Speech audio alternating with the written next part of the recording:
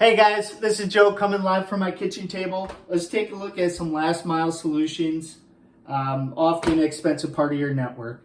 So here's the OPN 327, low cost, high value, low thrills type NID.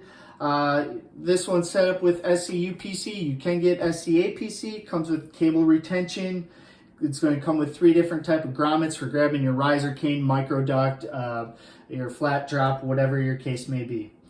Now, moving on is fast connects, mechanical connectors.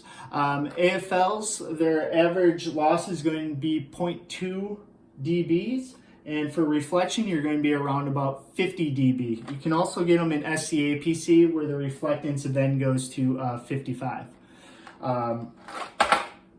What is nice about AFL's mechanical connectors is that there is a matching gel already inside of them, so you do not have to worry about trying to align that or working with it. And it's good for approximately 20 years is the shelf life.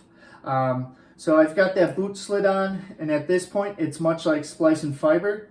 We're going to strip, we're going to clean, we're going to cleave. Now each mechanical connector, you have to cleave to a different length. This one's 10.5 millimeters. Now we're going to slide on this boot. You'll see that there's this clip on here. I want to make sure it's pressed in, it's engaged. And once I have the fiber inserted to this side, I'm going to squeeze the sides to lock it in there. Now, these mechanical connectors are good with single mode, multi-mode, 250 micron, and 900 micron. All right, now that is set on there. I'm going to slide out my boot. Now there's another way to check the performance of these before your tech leaves the site. You can put on a VFL while at this point or while you're doing it, and you'll notice on here you've got these 2 black rectangles. Those are actually windows. You put your VFL on here, which I would, but it's pretty bright in here. That first window is going to light up no matter what.